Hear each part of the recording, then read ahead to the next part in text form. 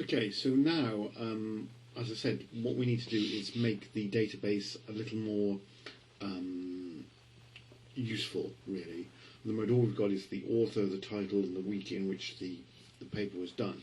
So what we need to do now is make the data structure in the database a little more interesting. So first of all let's go into Access, and inside Access what we're going to do is redefine the database. So what we'll do, let's move it in, we're going to choose the Mobile Standards Database, okay, and inside it we've got the papers table, which if I double click on, it should appear in the screen.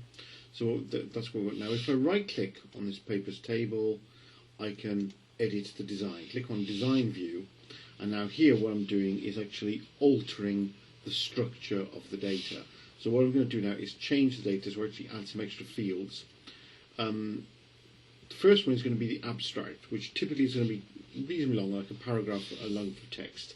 So we'll type in abstract.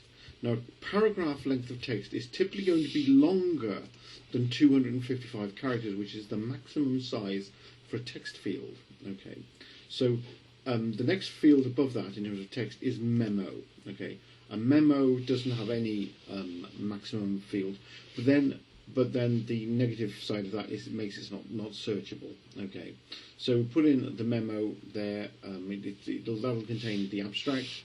Maybe we put in some, if you like, a shorter version of the abstract. Maybe just something like intro, which will be maybe 255 characters, which is something I can use to describe the paper, but also is a searchable thing. Okay, so if I click on here, it says index to no. I'll actually make this one indexed yes, duplicates okay, indicating that this field is going to be indexed such that it will be very easy to search through it. And finally, we're going to have another field which I think we're going to call something like hyperlink, because we want somewhere to actually go, based so if the user clicks on it, it'll take you to the paper itself. Okay, so that's what we've added there. We've added three more fields: the memo for the actual abstract itself, an intro field, which will be a kind of like it's a smaller version of the abstract describing what's in the paper, and a hyperlink, which will just be a link to wherever the paper is held on the internet. Okay, so that's the change of the database there. So I can I'm going to save the changes in the design of that table.